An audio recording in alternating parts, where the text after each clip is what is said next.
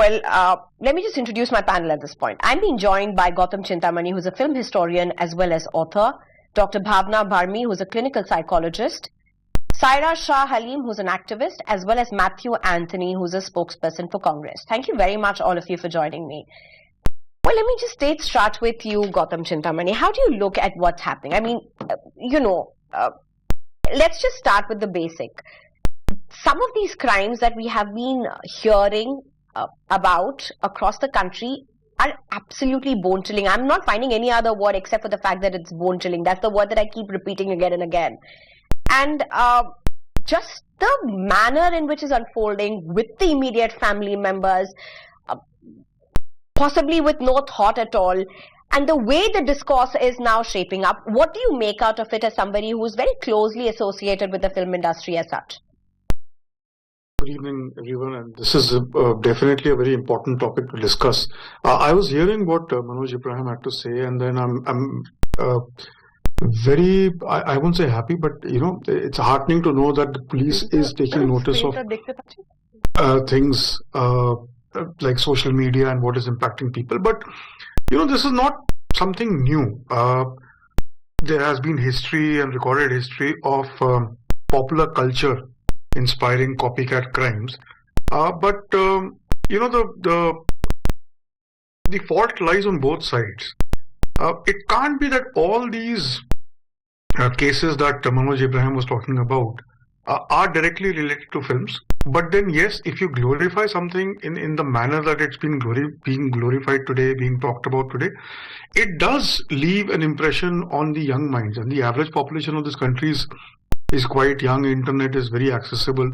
So there are factors which need to be taken into consideration. But I would like to say that while it's almost like a chicken and egg kind of a situation. So there was a film called Clockwork Orange which came out in the early 70s, and it glorified violence. It was so bad that it inspired copycat crimes, and Stanley Kubrick, the director, stopped the release and the exhibition of the film himself.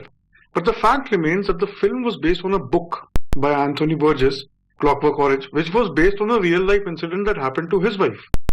So somewhere you can say that films glorify violence. There's no doubt about that. Also, what I understood from what Manoj Ibrahim was saying, that you can't go out and tell cinema or filmmakers to be responsible, because it's the interesting story which sells. It's the story of the villain. It's the nature of our times. It's not just cinema. It's just about everything, and it's been a thing for the longest period. The question which one needs to ask is that you can tell the same story in a very different way. And two examples that I can give you from the recent past are where Shah Rukh Khan plays the villain. And it's a real life character. They glorified it to such an extent that the real life character's son was suing the filmmaker for making his father look like a better man than what he was. And you had a relatively smaller actor, a supporting actor like Nawazuddin Siddiqui playing the super cop who goes after this guy. Or you look at Padmavat, the way you take a star like Ranveer Singh to play Alauddin Khilji, and you take a comparatively smaller star like Shahid Kapoor to play the hero, so to speak. So there are a lot of factors at play. There's no denying that cinema is very, very powerful. Social media is very powerful. And the fact that there is no difference between film and social media, because these social media stars are almost as big as film stars. When they go out, people get inspired by them. So I think we have to tread very, very carefully. But I think somewhere the authorities need to be in the same century while dealing with the criminals that they are. It's very, and I use this word very carefully here, it's very simplistic to say that filmmakers need to be responsible. The police, Indian police is one of the best in the world. They have a fantastic information network. So they also, I'm sure, are thinking of ways to catch these criminals or be one step ahead, like Manoj Ibrahim was just mentioning. Right. In fact, as you're mentioning this, there's also the response that has come in of the Film Employees Federation of Kerala. This is an interesting response, quite in line of what you're really saying, and they are also saying they're also talking about this being an extremely simplified reflection theory. This cannot hold true. It's talking about these are just political youth, student movement leaders, police officers, psychologists, journalists. The basis of these opinions is an equation that violence in which the film is cause of social evils or a very weak simplified reflection theory. The way violence is treated needs to be seen. So these are some of the responses that are coming in. But let me just get in Mr. Matthew Anthony at this point before I come back to you, Chintamani. Mr. Matthew, how do you look at what's happened in the assembly, what the Chief Minister has said?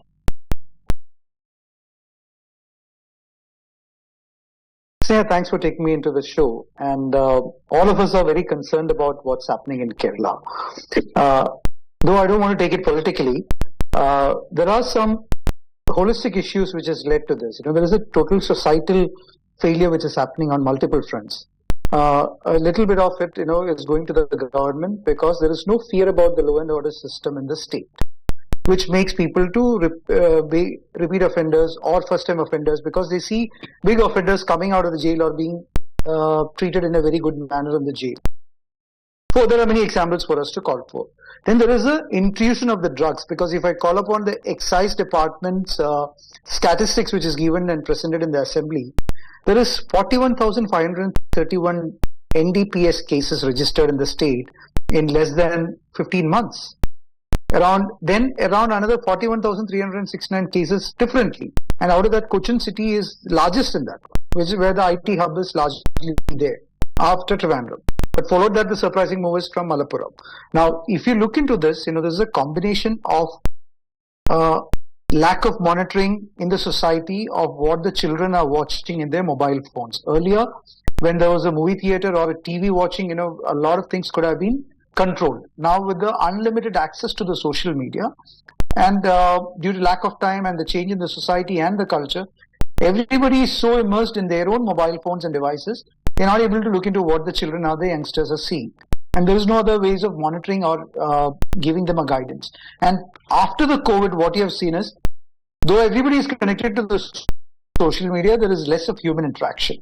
So the children and the youngsters are very less socially built up in terms of the defense to take a criticism, handle insecurity, failures, and everything like that. It reaches into a state where one argument leads to a very violent reaction. It's becoming very impulsive. You're actually reiterating what the Chief Minister has said. So am I right in saying the way the social and the family breakdown has happened? I'm not completely agreeing with the Chief Minister. Made references to is something that you're agreeing.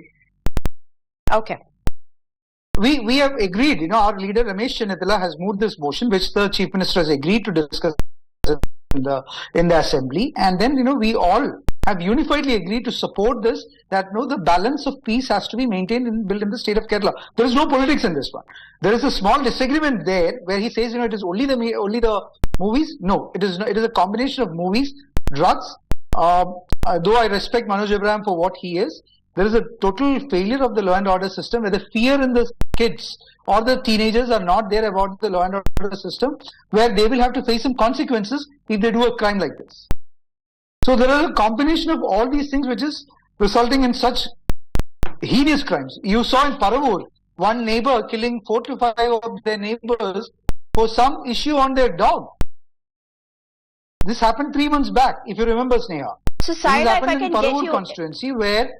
Saira Shah Aleem, if I can get you into what Matthew Anthony is saying and possibly what Gautam Chintamani was also saying, that yes, movies do have a role, but how can you tell them to come out with the movies the way they need to, or what movies to do? Socially responsible movies, yes, but then how do you get to define that? And what about the other circumstances? I mean, the Congress here, Matthew Anthony is saying, where's the law and order? Where is, people are not worried, people are not scared. Okay, so firstly, good evening. I think it's a very pertinent discussion. Now, there are two things here. Firstly, the law enforcement agencies need to be held accountable for rising crimes. That's correct. However, I also agree with the Kerala CM when he said that, when people watch violence on OTT platforms or watch very violent films that glorify violence, for example, you've seen, crimes, people glorify characters like Kabir Singh and the character in Animal. And if you've seen the movie film, the film Dar came out in 1994, and people thought this toxic masculinity or probably shadowing a woman, harassing a woman is pretty acceptable and is something heroic to do. And people loved it, became a super hit. Look at Animal. I mean, it's soaring success. So people are lapping up this, bludgeoning people to death, hacking people to death, and they get inspired by these crime thrillers, and they feel they can get away with it because, see, whether it's Khalnayak, whether it is, any of the films that glorify, criminals and show them in a very, like how I would put it, in a very suave, sexy way. So people think it's a very, nice character and something that they can kind of, visualize themselves as. So I think it's very misleading for the youth to take these people as role models, where smoking is acceptable, alcoholism is acceptable, in the sense harassing women is acceptable, bludgeoning people to death, hacking people to death is acceptable. And there have been dozens of cases through the years where, the culprit has confessed to the police that I got inspired by ABC film, and that is how I murdered my girlfriend. That is how I hacked my, so-and-so elderly person in the family because I saw this particular film. So yes, films do reflect society, but also, how the popular media portrays society as also gets affected, in real. People watch films and they romanticize heroes, they romanticize villains, they romanticize the main protagonist or the antagonist, and they feel are inspired by the it is people. Something really. How do you? This is like the chicken egg. This is the chicken egg movies, debate. like I said, it goes both in hand. What is happening in the society? Like you have an entire Netflix series with the Jolly cyanide case. Yes, yeah. Now, for example, even, these spades of madness, people saying, the character in Joker, why don't I, do something like that? Because the man was heroic, right? And end of the day, the film Shah Rukh Khan did get away with, all that he was doing. So people, look at Kabir Singh, it was a runaway hit. You look at Animal, it was the biggest hit, the year that it was released. So people feel that, yes, there is a certain element of romanticism in these films, and why not, in the sense, ape these, these antagonists, these anti-heroes, and, and they feel it's something fashionable. So yes, I think, okay, Matthew Anthony, 30 really seconds, 40 seconds. Do you agree with what Ms. Saira is saying politically? I would rather say, it is not politically to be debated at this point of time. We have to keep the politics aside and we have to work together. Though we don't agree with the Chief Minister completely, we have to work together to bring this down, because, the state is facing so much of an issue. Every day, 3 to 4 people are getting killed just like this. So the Congress party has moved in the assembly, agreed to cooperate with the state government on measures that can help us build down or bring down these gross murders and violence. It's not only murders. You saw the ragging and then the public call for violence. It's totally unacceptable. And today, somebody has murdered a boy has murdered a son, a boy has murdered his mother, and elder brother has raped his younger sister under drug influence. There is so much happening on a daily basis. So we will be mature enough to not to politically debate it much, but to disagree courteously with the Chief Minister. At the same time, we work together to bring some sort of a balance to build peace and balance into the society there. Okay, let me just get in Mr. Chintamani, and before Dr. Bhavna, just give me a few minutes. I want to take a line. I want to take an answer from Mr. Chintamani. Mr. Chintamani, it's unlikely that you are going to take away crimes from movies. And, as all panelists have spoken about, some have made references to movies, they have been absolute hits with viewers. But is it time that the sensibilities of how these crimes are projected shaped? But is that also something that can be called for or demanded of by people? Because, at the end of the day, they are also doing a business. I don't think it's we can look at it in terms of business or thereabouts. See, let's look at life, with slightly broader perspective. There's more to life than cinema. Now, you look at the Neeraj Grover case, or say you take the case which happened with an executive in Gurgaon where he stabbed his wife 18 times and went to work. So people hung out with these kind of people. Nobody could guess what Maria was doing. There is the crimes that Mr. Anthony was mentioning about the killing and the hacking, and you also mentioned in the beginning. It depicts, I don't know, but it's psychotic in nature. Now, if you look at life from a different point of view, there have been studies which say that 1 in 100 is a psychopath capable of killing. Now, these people exist amongst us. Not all films which are violent or which were mentioned here go on to inspire copycat crimes. Like Animal, there's no denying the level of violence in Animal. People have different takes on the film. I for one think that it was an interestingly made film, but that's a different argument. How many cases do you know about Animal being replicated? Take for instance, there are high incidents of gun violence in America, and people are said, and filmmakers are told constantly, do not glorify guns in films because it inspires real life killing, and films like The Dark Knight, where the perpetrator did say that I was inspired by Dark Knight. But look at Japan or UK, the same films run there. Japanese films are very violent, but look at the copycat crime there, it's very low because guns are not easily available. So this argument can go on forever. I think that filmmakers definitely need to be responsible. They need to take stock of the fact that they can go on to inspire. But it's a little harsh to look at films of today and then, deride them the way we are. Whereas you look at somebody like a Haji Mastan, who's said to have inspired Diwar film. He was a known gangster. He was celebrated. You have photos with filmmakers hobnobbing with him. You have people going and acting like Haji Mastan. Right. So somewhere the argument comes back that what is your action going to inspire? And the other thing is that you can look at the story, then I can make a case or I can argue that look at Animal.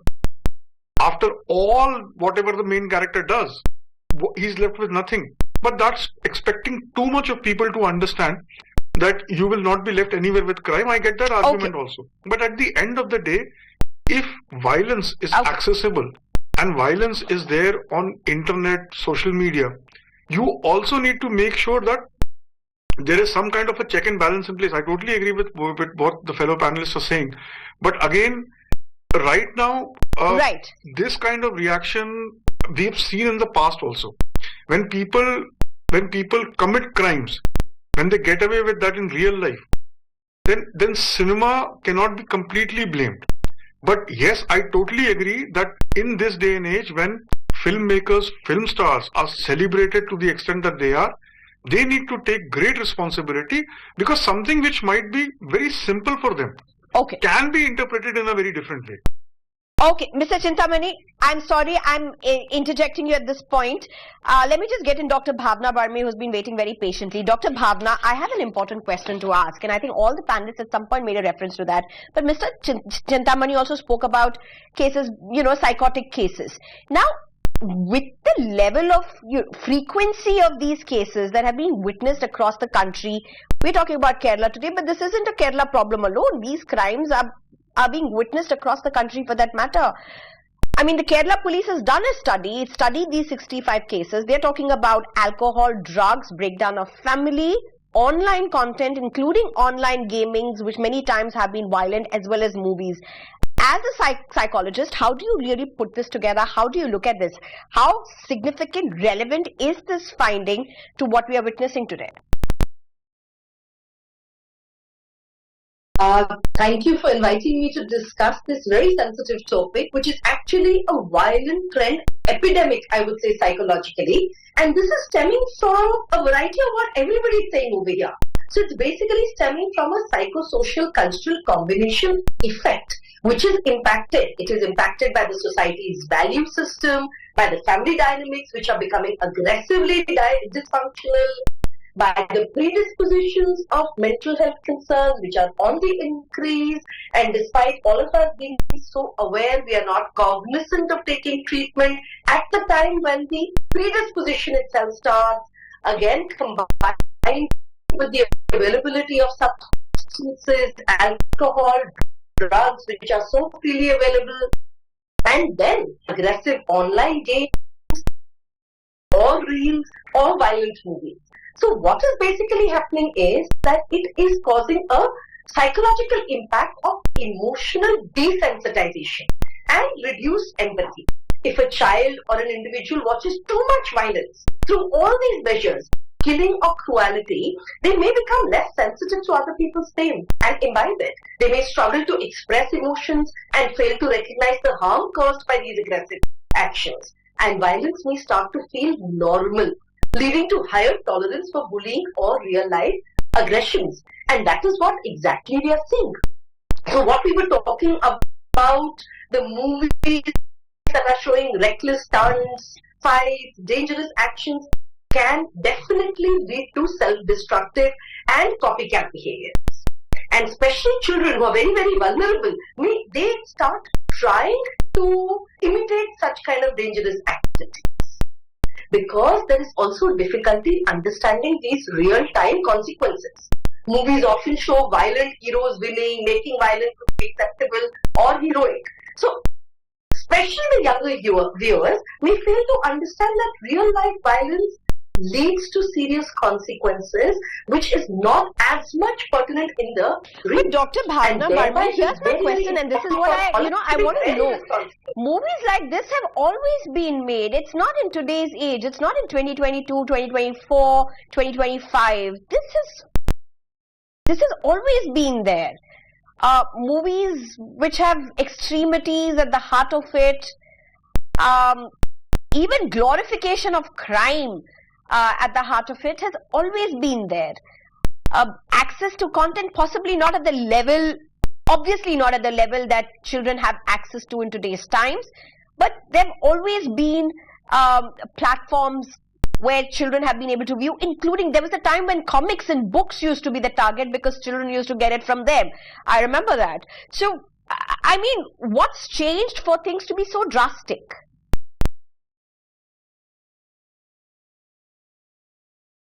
I think one, the exposure has become like never before. Secondly, the mental health concerns have built up to a great level. And thirdly, there is availability. There is availability of so much, from guns to substances, which are all around. And what is not available is the family. What is not available are other constructive activities for an individual, and especially children, to do. So I think it is very, very important for us to revisit the family dynamics and the social structure to be able to re-monetize everything that we're talking about over here. So that means besides introducing only movies and positive role models, we as a family, we as a society need to be responsible. We need to be the role models. So alright, I think there's some network issue, but we'll just leave it at where you, Dr. Bhawna Barmi, have left it, because it just brings everything together. While yes, the assembly at least, and I think what's very important is that at least there is a political discussion around it. At least Kerala, the assembly and the police is discussing this. They are looking into this beyond just rhetoric, which itself is very heartening, and I think the country really can look into this. This is something that India struggles with. This is something that India needs to take note of extremely seriously. These are crimes that are not only with adults or with children. This is very much at the heart of families, ever more now than before. So Gautam Chintamani, Dr. Bhawna Barmi, thank you very much for your time. Saira Shah Halim as well as Matthew Anthony, thank you very much for your time and your perspectives. It's time for a very short break. On the other side, news and updates.